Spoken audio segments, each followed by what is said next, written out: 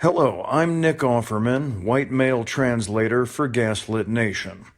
To sum up this week's episode, kleptocracy anywhere is kleptocracy everywhere, and this is a transnational crime syndicate masquerading as a government.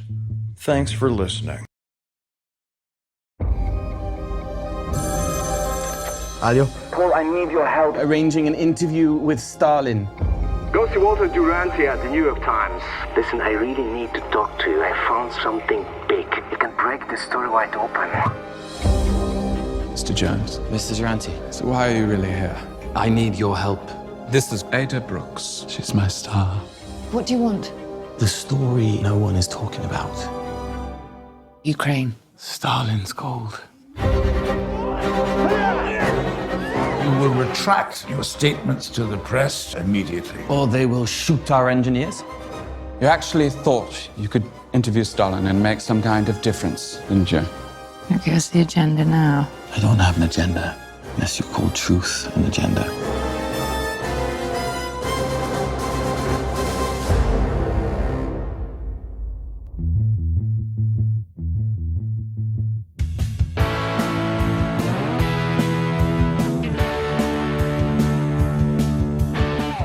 I'm Sarah Kenzier, the author of the best-selling books The View from Flyover Country and Hiding in Plain Sight. I'm Andrea Chalupa, a journalist and filmmaker, and the writer and producer of the journalistic thriller, Mr. Jones. And this is Gaslit Nation, a podcast covering corruption in the Trump administration and rising autocracy around the world.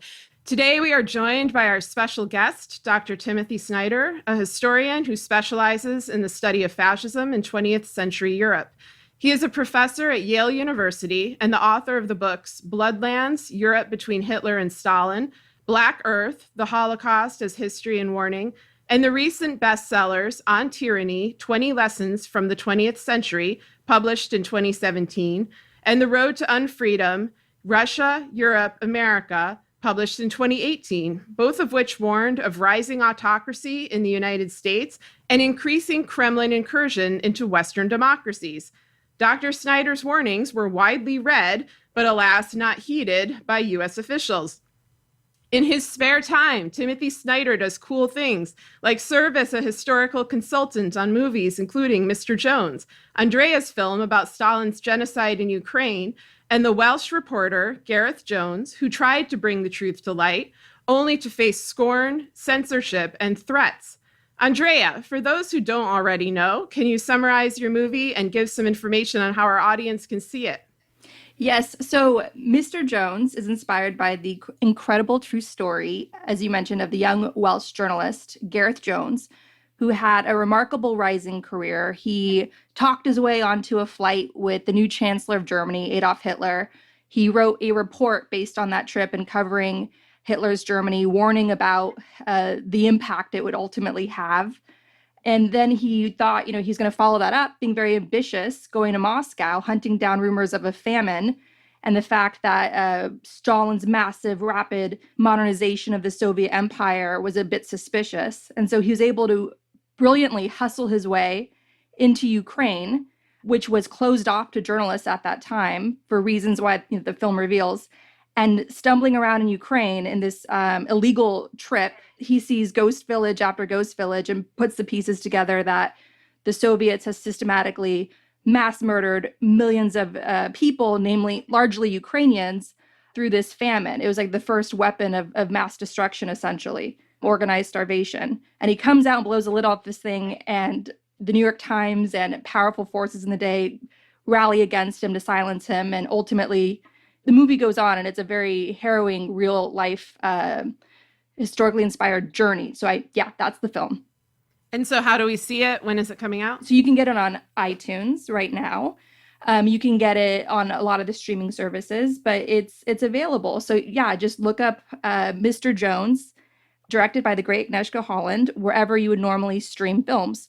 And I have to thank Tim Snyder as our historical consultant who read the script, the shooting draft, gave us some really essential notes, last-minute notes on it, so we didn't embarrass ourselves, and then watched a cut of the film. And obviously all of his research in this period was instrumental in shaping the story. And he was one of the first to really bring Gareth Jones's remarkable true story to a wider audience through his book Bloodlands. And so thank you for that, Tim.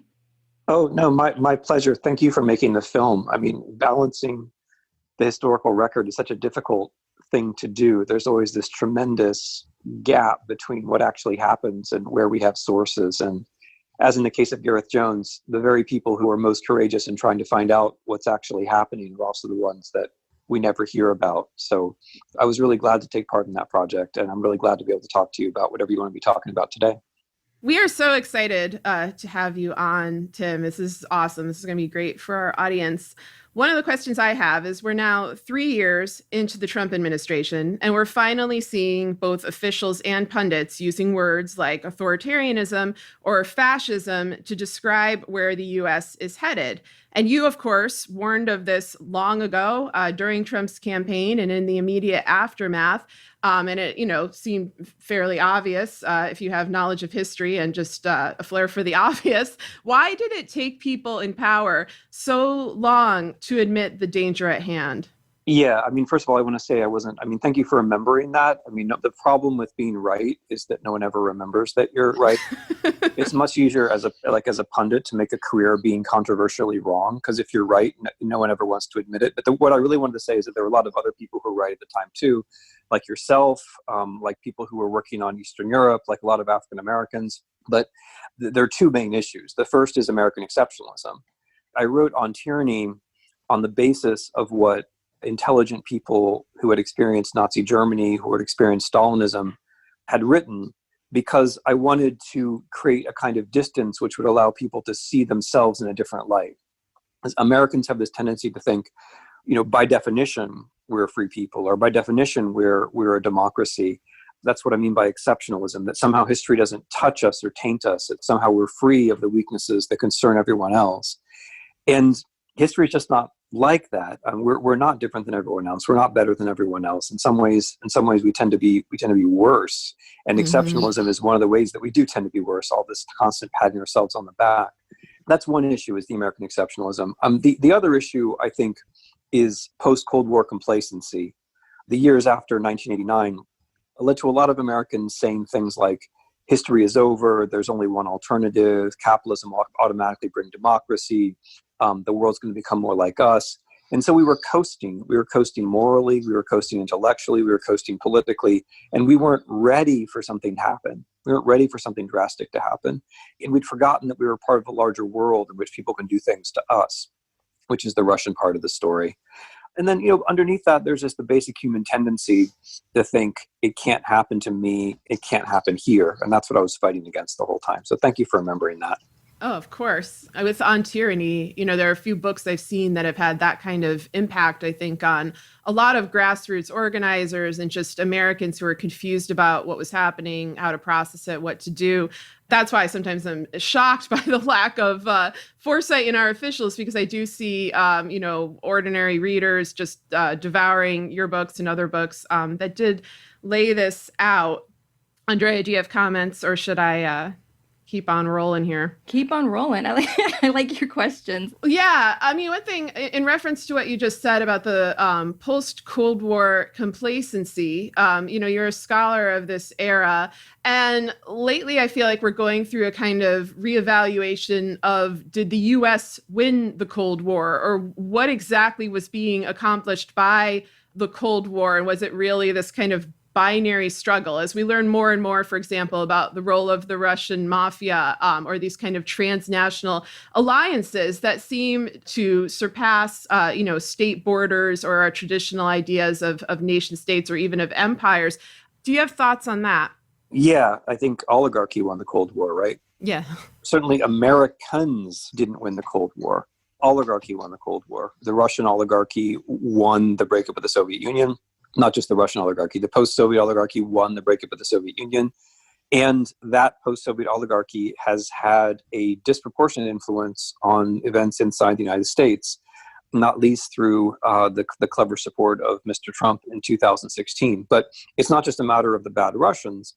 It's a matter of a complacency which leads to an inequality, which then makes democracy harder and harder. Because if you decide, oh, we were right, history was on our side, all you're doing is making the same mistake that the communists made. I mean, fundamentally, if you think history is on your side, what you're saying is we don't have to do the right thing. We don't have to think about values. We don't have to bear responsibility.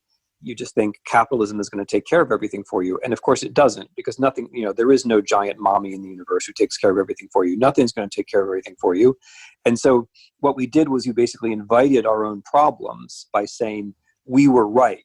So in a way, it's like, I like your question, because it's not just complacency. Like, it's a sense of righteousness that history proved that we were right. And now history is on our side. And once you think history is on your side, then you forget that democracy means having to be an unpredictable individual actor in history, having to be aware of unpredictable things that can happen for good and bad and react to them. That's a kind of art that we lost. What do you think of all these Republicans, whether Karl Rove or recently Bill Barr, who have come out and just outright said, we are the writers of history. We will be recording history, so that this whole idea of, history will judge you unkindly, it makes no difference to them. Yeah, I mean, I don't think they believe it. I think they believe that there isn't going to be proper history in the future. That's what I think. I think Mr. Barr thinks there isn't going to be proper history in the future. The way Mr. Barr comports himself is fundamentally as a censor and as a propagandist.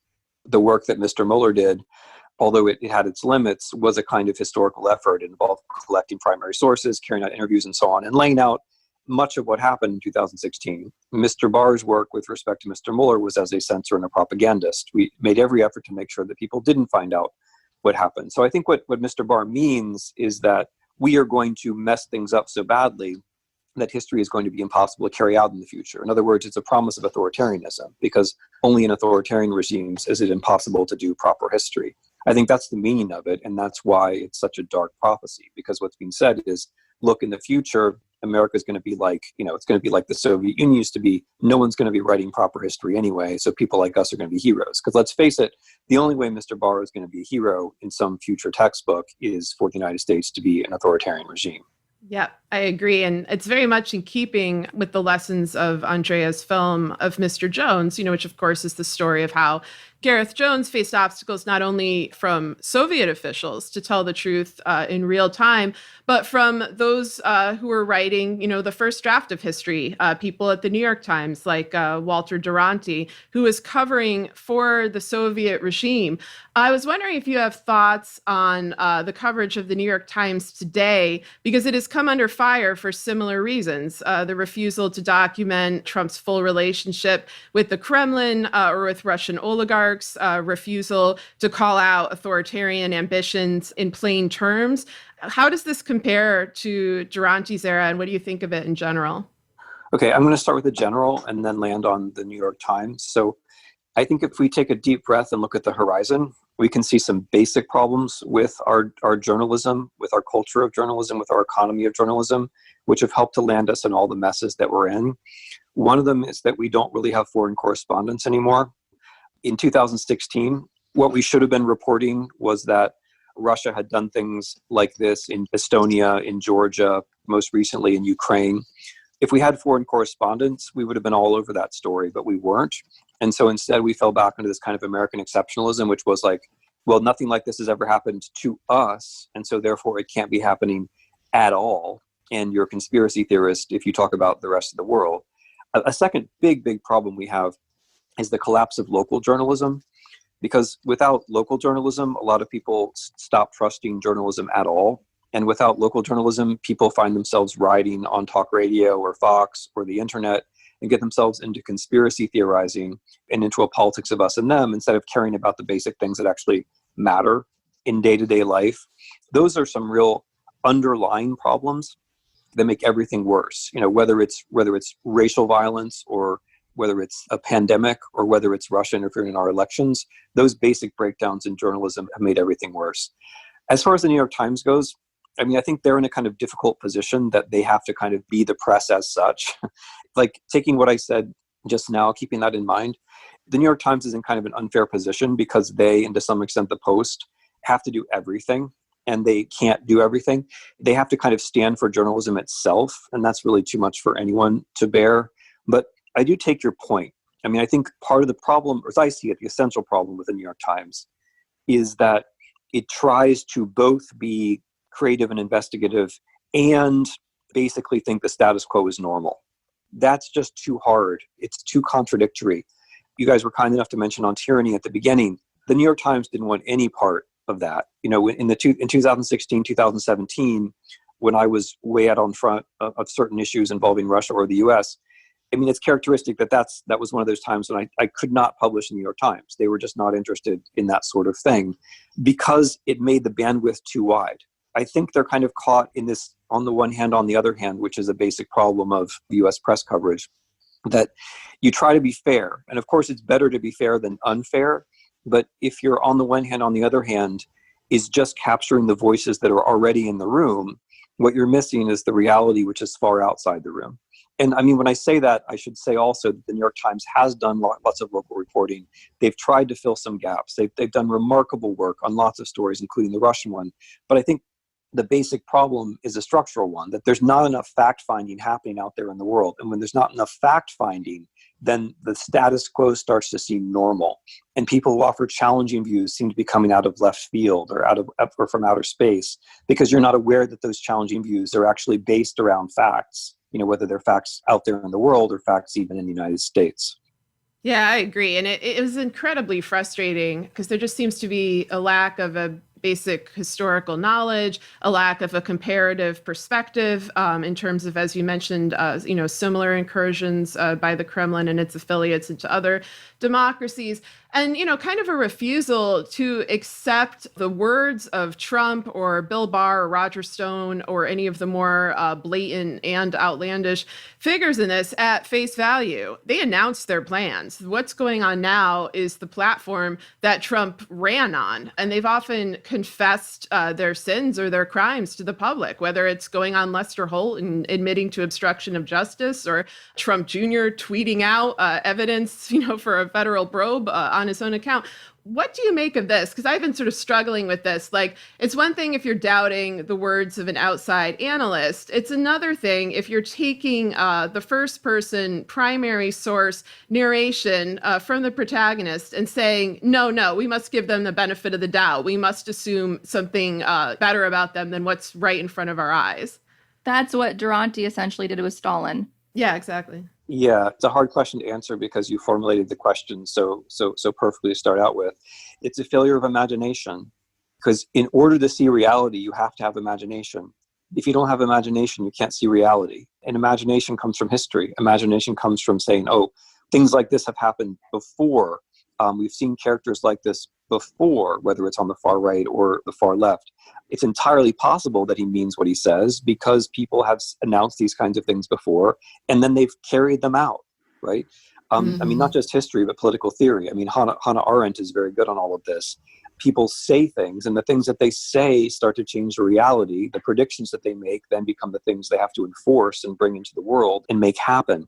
And I think your point is so good because, in a way, what one is doing is you end up becoming a better press officer for these people than they have themselves, because you're constantly nipping and tucking. You're constantly making things square with the status quo that you kind of want to think can sustain itself, even though it can't because it's under open attack. So I think this is really the problem. And the comparison with Walter Durante, who was the New York Times correspondent in Moscow in the early 1930s and won a Pulitzer in 1932, the comparison with Durante makes a lot of sense because Durante was in the story where he was saying, look, it's all about progress. You have to make some sacrifices for progress. You have to break some eggs to make an omelet. And that story of progress, of modernization, which is a kind of normal story, that story then makes it seem like it's okay that these massive starvation events are taking place. It molds the facts into the story of normality. That, in a way, is what's so breathtakingly frightful about the whole thing, is that a powerful medium, and then you're talking about the New York Times, but of course the New York Times is far from the worst. I mean, we should be clear about this. It's far from the worst perpetrator of all this. But a powerful medium can use its intellect, can use the skill of its writers to make what history will see as utterly extraordinary, can make it seem normal, or at least normal enough that we lose the time we need to act, that we sleep through one day, then we sleep through the next day, and then we sleep through the third day, and before we know it, it's too late. Yeah, I think that's it. I mean, Gareth Jones, this young guy, independent journalist, he was ringing the fire alarm. His first announcement of the mass murder that was going on in the Soviet Union, it wasn't an article. He went straight into holding a press conference. He wasn't wasting any time. And then Durante, the great Walter Durante, coming out in the New York Times and essentially muddling the truth and trying to paint Gareth as having a political motive because he had worked for Lloyd George, a former prime minister of Great Britain, and so forth. And in the pages of the New York Times, Walter Durante writes, "There is no famine." And so that really slows down the urgency and gives cover to the powerful of the day to essentially normalize relations with the Soviet Union and turn a blind eye to them. Yeah, no, I mean, the basic principle of journalism is that the more powerful people are, the greater critique the words should be subject to, not the other way around. When you do it the other way around, you're not a journalist anymore. And it's not just a matter of fact checking, which I think the Times and the Post and others have done a good job on. It's a matter of critique of motives. It's a matter of critique of purposes. It's a matter of looking at things that are said from every possible angle rather than providing alibis. I mean, so what's extraordinary about Gareth Jones, because not everybody's going to know about Gareth Jones, right? He spoke and wrote in a plain language under his own name about extraordinary events, which for various reasons, many people in the world didn't want to hear about. The Soviet Union was trying very hard to make clear that trying very hard to prevent people from seeing that millions of its own citizens were dying, especially in Ukraine. And in the Depression-era United States, where our policy was to renew diplomatic relations with the Soviet Union, there weren't really that many people who were interested in hearing about a distant famine in a distant country either. Gareth Jones wrote about these things directly on the basis of his own eyewitness experience, and therefore cut one bright line through the fog. The only bright line, really. I mean, Malcolm Muggeridge also wrote very well, but not under his own name. And the important thing here is how one bright line is just so much better than zero bright lines. If you have zero bright lines, then you're always going to lose. So growing up watching historical films, I would always go and read about, from that film I just saw, what is true, what is poetic license. And I think when people watch Mr. Jones, so much of it is shocking, but the actual beats of the story are quite historically accurate. So could you give people, since you, of course, have written about Gareth Jones and this whole chapter extensively in your work, could you give people an overview just so they understand how much of this history is in the actual film? And I want to also point to how shocking sections of Bloodlands. We didn't show the full horror in the film clearly. We did a Alfred Hitchcock approach where you show the knife, but not the knife stabbing the body.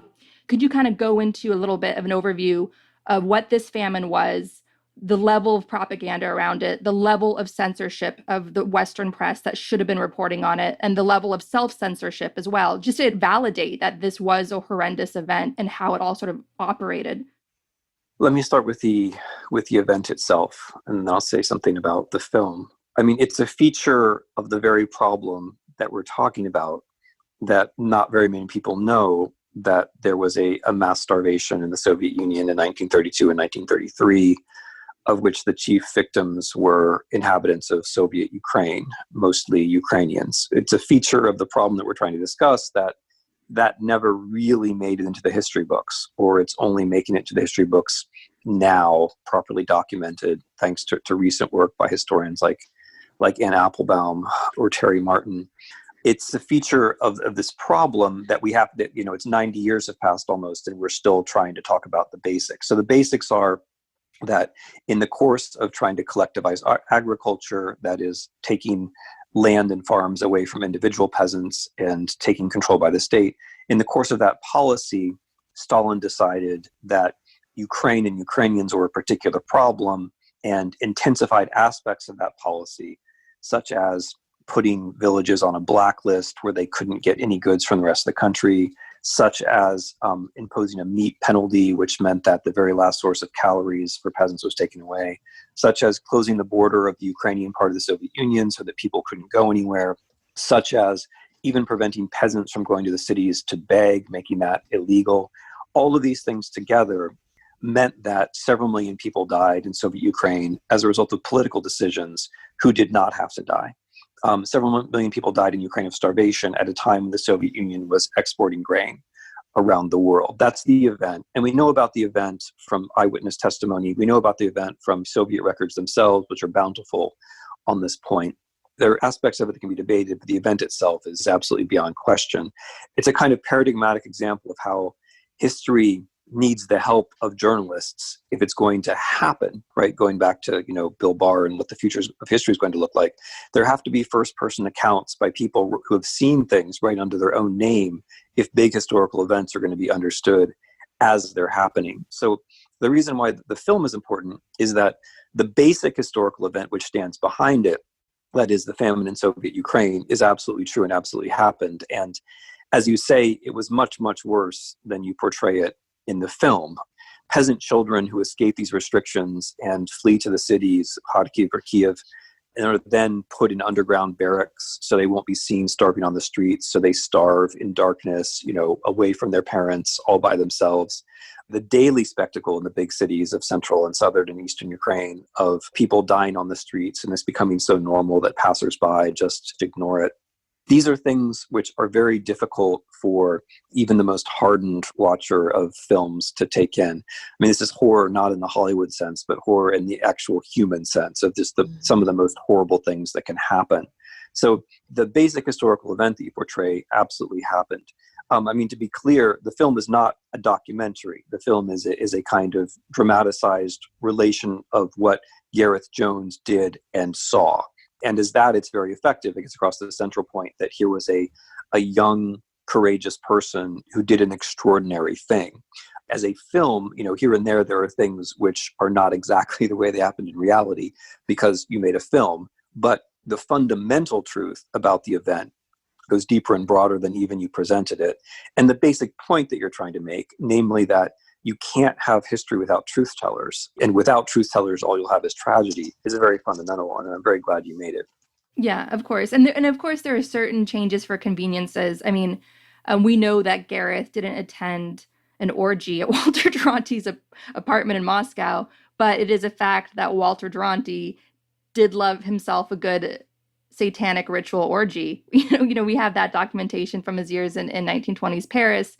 And he did live, Duranty did live a lavish lifestyle in Moscow, and he did host a lot of the illiterati that would come from the West to visit Moscow. And they lived quite a surreal life and went to some really weird, creepy parties, even in Moscow itself, where you had sort of an avant-garde movement that they would enjoy.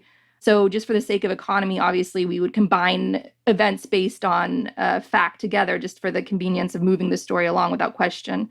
But I think the larger point is that the film only hints at the full horror, and the full horror, it's hell on earth. It's like hell opening up on earth. It's an evil that people really can't grapple with when they confront it. Just to speak to all the research you've done clearly into this chapter and into the Holocaust and the Bloodlands, as you call it, how do you do that? How do you stare evil in the face and all the record keeping of these horrors? Like, how do you do that and maintain some level of sanity?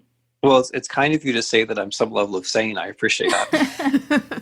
Look, it's I think that when I came to these subjects, I came to them as an East European historian, someone who knew a lot of the relevant languages, and who had written books on other subjects, and who thought this is the single most important subject. The fact that well over 10 million people, Jews, Ukrainians, Belarusians, Poles, others, were murdered on a certain bit of land over a very short period of time in the 1930s and 1940s, that this is the subject, this is the missing subject, this is the thing that makes everything make sense. That we have very good histories of the Holocaust, we have a few histories of the famine, we have some history, especially in Russian and Ukrainian and other languages, of Soviet terror, but we didn't have a sense of the grinding awfulness across this territory between the Baltic and the Black Sea, where the whole Holocaust took place, where the famine took place. And so I'm trying to answer your question as best I can. I saw it as a sense of obligation. I thought, this is the thing that I should be doing. This is the book that I should be writing. And as I wrote it, and as you suggest, I came across all of these primary sources from the survivors, and those are very helpful, not because they're terrible, but they're also human. And so they keep any historian modest, because you're trying to make sense of things on the basis of what thousands of other people have experienced. And so you're grateful to them for having tried to get some of it down. And your humble job is then just to try to make sense of all of it. Yeah. And I want to talk about sort of the dark times we live in today, where you see people making these connections of either, having an attitude of there is no future with the pandemic and economic decline and the rise of autocracy worldwide. Is there a future? Do we have a future? And then you see the opposite spectrum, the attitude of this is a great spiritual awakening. We're finally being forced through all these big events to confront ourselves. And these are all birthing pains of a new world. And so you see those attitudes, including, attitudes of, like on Instagram and Twitter being memed, saying, this is the birthing of a new world and so forth. But these attitudes are not at all new. And we saw this in the 1930s, where people were struggling from this as well. And one big influence during this time, somebody that I kept coming across in all my research that went into the film, was Hegel, which is, so Hegel's promise that history is a spirit, learning to self-actualize. Could you speak a little bit about that, about this attitude that always pops up during dark times, that it's all this large sort of spirit? That's what history is, and that we're sort of promised progress. It's very characteristic for people not to want to think of history as history, because on the one hand, history means that there's a future and that it's open. History is about understanding the past, which allows you then to make choices, responsible choices, informed choices in the present, which means that you're changing the future all the time. So if you think historically, it means that there is a future for sure, but also that future is open, and probably more open than we realize. So one of the basic problems in the politics of the last few years, whether it's Mr. Putin or whether it's Mr. Trump, has been the success of tyrants in closing off the future and making it very hard to think about the future, making the future seem impossible, and getting large sections of their populations to think only about a kind of mythological past, right? When America was great, or May 9th, 1945. On the one hand, the people who get us to stop thinking about the future are the ones who are very successfully killing off civil society and individualism and democracy. Now, on the other hand, the fact that things are very bad now, although it does create certain kinds of possibilities, doesn't guarantee any kind of outcome, right? The fact that things are worse doesn't mean they're going to get better, and there's no automatic process about this. So I too am hopeful that Americans and others have learned some things in the last few years, in the last few months, and that 2021 can be better than 2020. But it's not automatically going to be so. The fact that we've suffered doesn't mean that we've learned. We actually have to do the learning from the suffering. There's no automaticity about it. And that's where we get to Hegel and the notion that history is dialectical, and that, history is a slaughterhouse, and that first you have the suffering and then you have the higher stage of history. That, of course, is all nonsense. We can, there are no stages in history. There's no automaticity. There's no mechanism, and there's no world spirit. None of that's right. We can learn from suffering. And sometimes we do, and sometimes we don't. And that's the part which is up to us.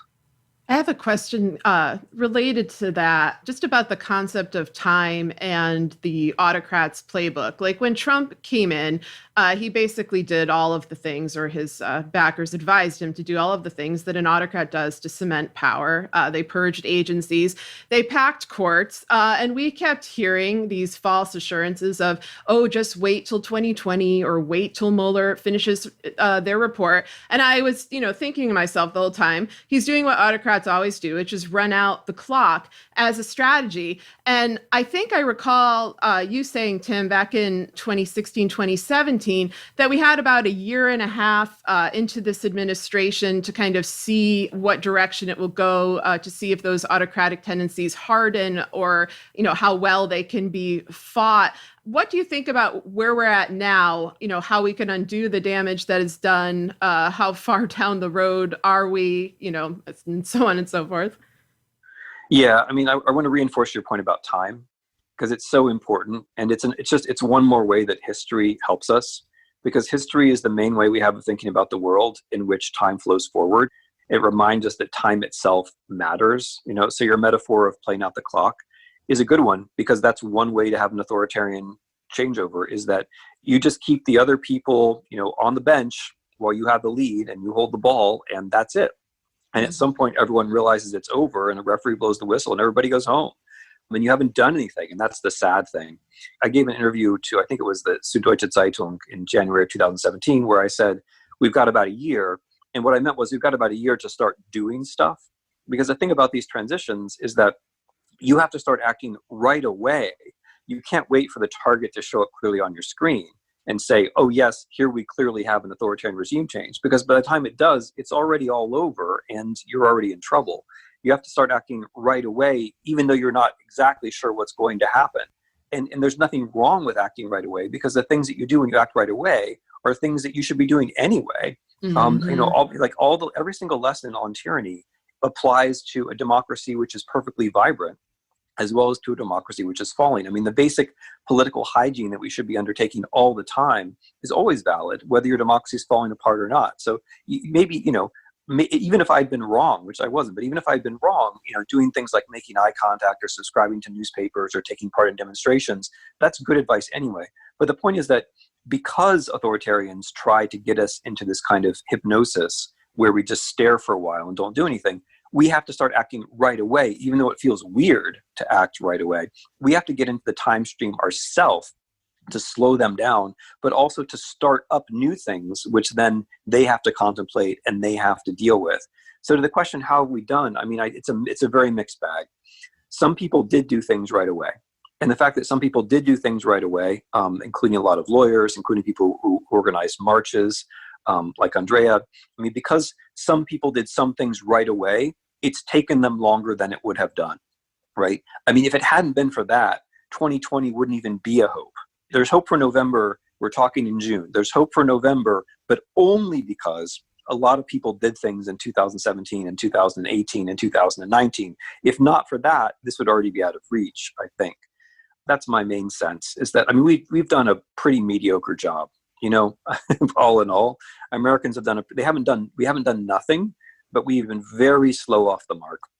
If all the people who are writing columns now saying, oh, hey, actually something is wrong, if all those people had gotten off their duffs in 2017, had been willing to shake their heads a little bit and breathe in some fresh air, then we'd be in a much better position than we are right now. But that's about as warm and fuzzy as I can get. Instead, in 2017, a lot of the leading pundits and anybody with in the media that had powerful platforms, they were making fun of the people. They were writing hit pieces against those that were warning us about how bad this was, calling us hysterical and so forth. Where does that come from? I know you touched on journalism and sort of the limitations of where we are now with our media, but is that it? Is it just people are just so blind by the status quo that they can't imagine? It's just American exceptionalism. Is that it? Is that simple? Yeah, you're right to push me on this, I think, because I think there is more to it. One thing is conformism. Most people didn't react that way, right? Therefore, it must be wrong. And so let's all stay in the herd. And the people who have stepped out of the herd a little bit, let's push them off the cliff so that the herd can keep wandering forward. Conformism is a big part of it, and people in the media are unfortunately no less conformist than anybody else. Another thing is the way that Americans, in particular Americans under conditions of digital oligarchy, which is where we are now, have a hard time thinking beyond the immediate present. And then you're trapped, right? Because if your mind only functions in terms of this moment, then of course you can't see a danger coming, right? Because your mind is only functioning in terms of this moment, right? It's just about the latest tweet. It's just about the latest post. And so long as you're always in the moment, then you can't think something could be coming down the road. And then the third thing, which is really important, is normalization. Normalization started the moment Donald Trump was elected, right? I mean, at that moment, the thing that supposedly couldn't happen, when it did happen, then suddenly we were making it normal. The institutions will save us. He's going to have smart advisors. The Republican Party will discipline him, whatever it was. The moment he was elected, the normalization started. And pushing away the unusual people who say don't normalize is part of normalization, right? It's part of moving along.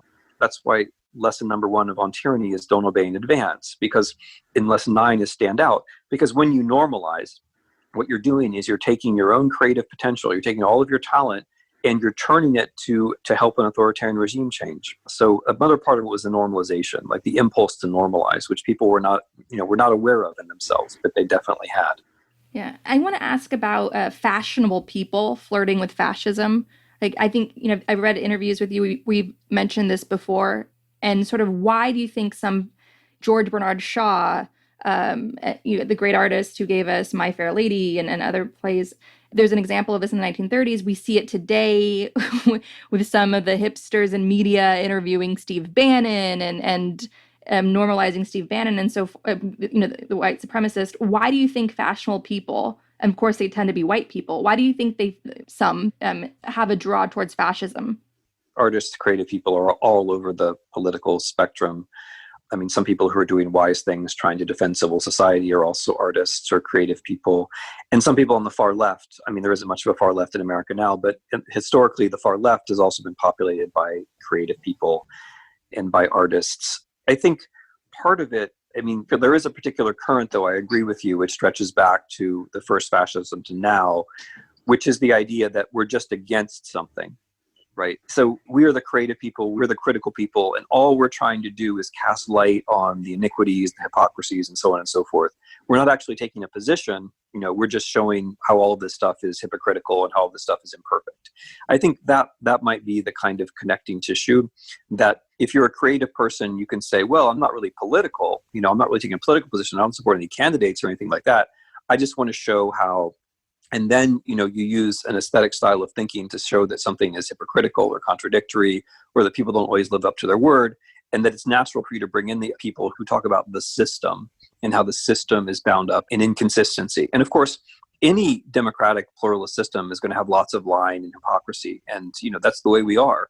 And the whole point of democracy is that everybody's hypocrisies and everybody's inconsistencies and everybody's different preferences and hopefully everybody's virtues get a voice and balance each other out, as opposed to, one person's hypocrisy is getting to dominate everything. So, of course, there's always going to be these things to say about any kind of democratic system. And you're always going to be able to find someone like Mr. Bannon who proposes that actually, if we just had a leader, and we stuck to a set of a few simple truths, then things would feel much better. And I think that appeals to some people's aesthetic sense, so you say, okay, on the one hand, I'm just criticizing here, I'm just noting. On the other hand, you might be attracted to the notion that there's one truth or one simple set of ideas that will pull everything together and make everything make sense, as in art. That can work at art, maybe. I'm not a specialist. It certainly doesn't work in politics. So I'm curious what you think of the current protests that are happening now, the Black Lives Matter protests. One, just what you think it means for the state of democracy, but also as a historian, what you think of the tearing down of statues, monuments to the Confederacy, monuments to other white supremacists, and so forth. Okay, I'll start with the general and then on to the particular. I think the protests are very heartening. In order for there to be democracy, people have to get their voices heard. And in order for the democracy, we have to have some basic kinds of values. And, one value is that people shouldn't kill other people without a reason. And another value is that we should have some basic sense of the history of our own country and be aware of who victimizes who and in what patterns and for how long. And the racial question is a key, if not the key, to unlocking a larger sense of justice in the United States, because it's not just that racism is a horror in and of itself, which it is, it's also that racism blocks a whole lot of other reforms, which would allow us to be freer, everybody to be freer in this country. And I mean, I like to think that some of the younger people who are taking part in these protests get that they're protesting something which is intolerable and abhorrent in and of itself, but also are aware that for Black people and white people alike, and for everyone else, if we could get through racism, then we'd have a country in which it's easier for everybody, that we have a country in which people couldn't stop the government from doing the right thing by appealing to our worst instincts. As to statues, I mean, I'm a historian, but I'm a historian of Eastern Europe. And I mean, any Eastern European historian is going to say statues come down all the time. That's what you do. I mean, in Ukraine, as you know very well, both of you, I mean, there's even a term for it. I mean, Leninopod, taking down the statues of Lenin. Are we really supposed to say that because there was a statue of Hitler somewhere, it should be there forever? or that there was a statue of Stalin, it should be there forever, or a statue of Lenin, it should be there forever. I mean, the thing is, the people who make statues are engaging in memory politics. That's what a statue is all about. That's what you try to make permanent, some expression of your values or your power at a certain time. The idea that statues are some kind of objective history, that they are history, as opposed to memory politics, I find very, very strange. What humans do is, and record, that's history. You know, if we put up a statue, okay, that's history. If we knock down a statue, that's also history. But the statue itself is not history. It doesn't stand beyond reality or the facts. It's a piece of marble or a piece of stone which humans put up and which humans will eventually take down. Every statue ever that has ever gone up in the history of the world has eventually come down. And so it's an expression of values of a moment, which statues come down, under what circumstances. But I mean, to answer your question, as somebody who has been present while statues were pulled down, for a very good reason, I don't really see why people make such a fuss about it. It's a pretty normal human impulse. Well said. Andrea, do you have more questions? I always have more questions, but Tim is very limited with time. So yeah, I just want to thank you, obviously, for all of your work. It has been a guiding light for so many, and especially for helping bring Ukraine's own heartbreaking history to a wider audience and doing it in such a compelling way through your work. Your books are a must read and necessary for every collection. I have to tell you, Tim, a really funny story. I was caught in the rain in Paris one afternoon while doing some research for Mr. Jones. I was visiting the Jazz Museum of Paris, which is just one guy's private jazz record collection. He's a clarinetist, or plays the clarinet. And I was waiting for his shop to open that day because I was looking for music for Mr. Jones. And I ducked into a random bookshop, and there was on display not your better known books, but your book about the history of Poland, which is like more obscure work. But I just thought it was so funny that it just made me love Paris so much that they do like the underground Tim Snyder work, and they display it prominently. That's nice. Yeah, well, I'm really glad to talk to both of you. I mean, it's so much of what I think I understand about the U.S. or about politics in general comes from the privilege that it's been to work on East European history and Ukrainian history. And a lot of it's come straightforwardly from Ukrainians during the Maidan and in the last few years in general.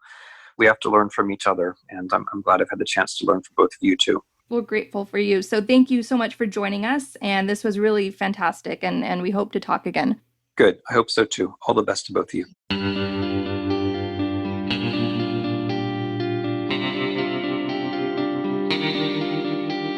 Our discussion continues, and you can get access to that by signing up on our Patreon at the Truth Teller level or higher. We want to encourage you to donate to your local food bank, which is experiencing a spike in demand. We also encourage you to donate to Direct Relief at directrelief.org, which is supplying much-needed protective gear to first responders working on the front lines in the U.S., China, and other hard-hit parts of the world. We encourage you to donate to the International Rescue Committee, a humanitarian relief organization helping refugees from Syria. Donate at rescue.org.